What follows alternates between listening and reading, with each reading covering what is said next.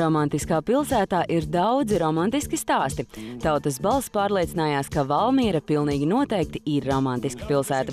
Un arī randiņi un tikšanās uz mūžu tur notiek vai uz katra stūra. Man liekas, katram ir sava tikšanās vieta, jo ir daudz skaistas vietas Valmierā. Vieta, kur nolūkot otro pusi, vienīgo un īsto, faktiski valmieriešiem, valmierietēm nekad nav trūcis. Pie krācītēm, tieši tur pie krācītēm mēs gājām, un vienkārši es gāju un skatos skaisti meiteni tur stāv. Tur arī satikāmies. Tieši tur pie krācītēm. Atpūt bāz baļi, tur ir kalns un tur es satiku savu vīru. Mēs strādājām un mēnesi es viņu neievēroju. Tad pēkšņi vienā vakarā bams. Viņa smaids un tās mirdzošās acis un dzirgs tās acīs. Un, jā. Un tad arī tā tas viss aizgāja. Kalns kaut kā cilvēks laikam vieno.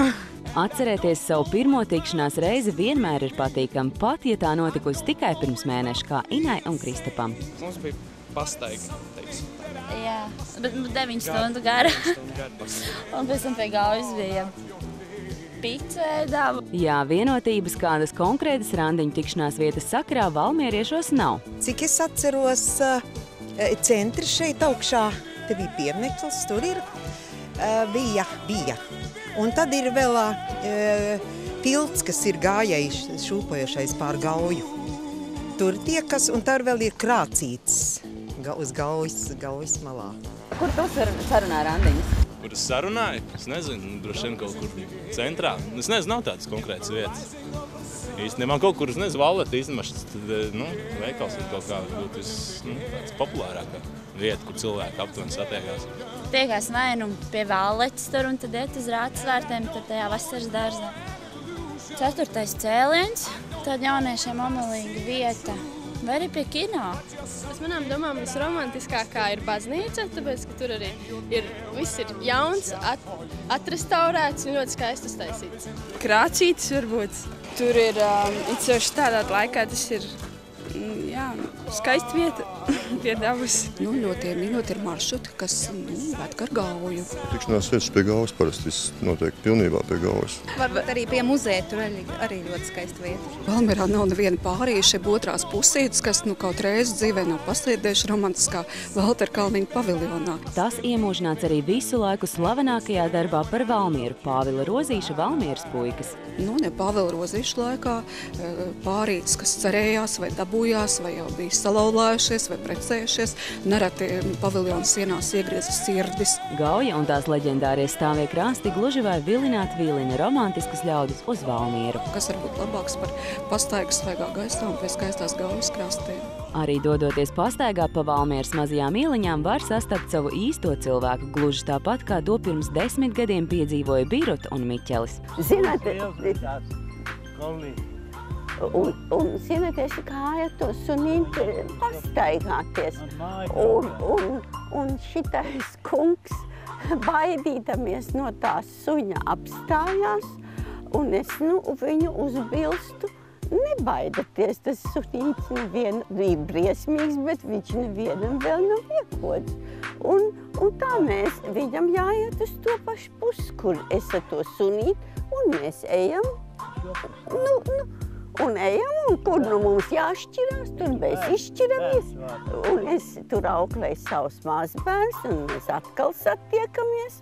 Un tā mēs sākam runāties. Sarunās atklājies, ka abiem ir bijuši kopīgi darba kolēģi. Un tā mums it kā tie kopīgie paziņas mūs satuvināja bez iejaukšanos, bez viņu klātbūtnes. Un tā mēs, viņš man uzaicināja, nāca uz manu māju dzīvot, bet es jau biju sievieti gados un baidījos. Kā tas izskatīsies, ka es no sava īres dzīvokļa aiziešu uz viņa māju un viss ļauži runās, kad es taču tikai to mantu gribu, vai ne? Tad diezgan lielā steigā abi nolēma māju atdāvināt mazbērniem. Un tā viņš atnāca pie manis. Par to, ka vai ilgs laiks vēl ir jādzīvo, vai mēs par tādām lietām nedomājam. Bet 10 gadiem pagājuši. Viņi satikās Valmierā, bet kā savu romantiskāko pastaigu atceras došanos uz Pokaiņu mežu. Tur ir tāds mīlestības akmens, un tur mūs salauzāja. Ar dziesmiņu tautiešiem apsolīja Raibas simts vakarā. Kopā viņi paspēja visu, gan pensionāru klubiņā līdzdarboties, gan parušināties pa dārzu, gan uz Valmieras teātra aizsteigāt. Bet es vienu. Jā, varbūt, kad es padomāšu un arī paņemšu ilgadējo Miķelīti līdzi. Kā saka Birutas kundze, katrā vecumā sava romantika. Man tas ir bez 14 gadu 100. Es tagad tā rēķinu savus gadus.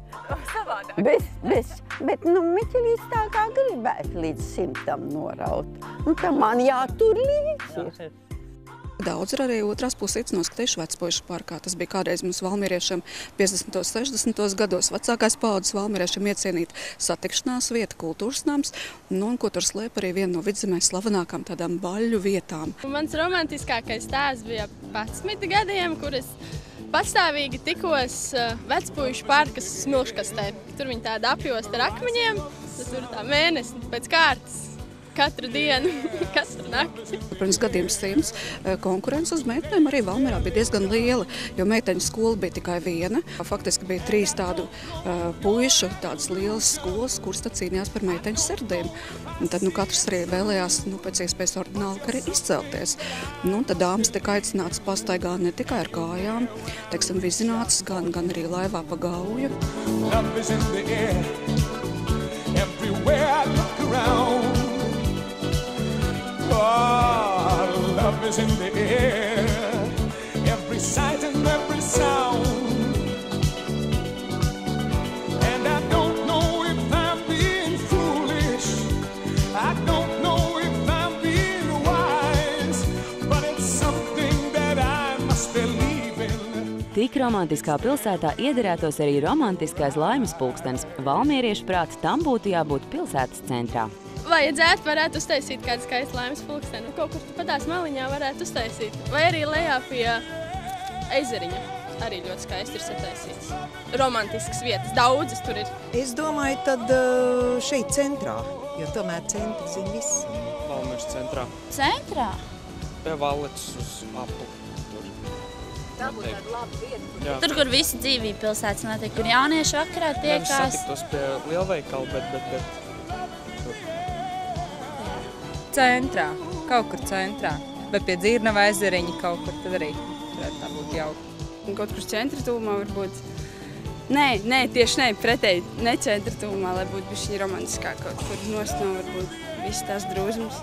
Es domāju, ka laimes pulkstenis jau pats nosaukums simbols, ka tā ir vieta, kur cilvēki varētu kļūt laimīgi satiekoties.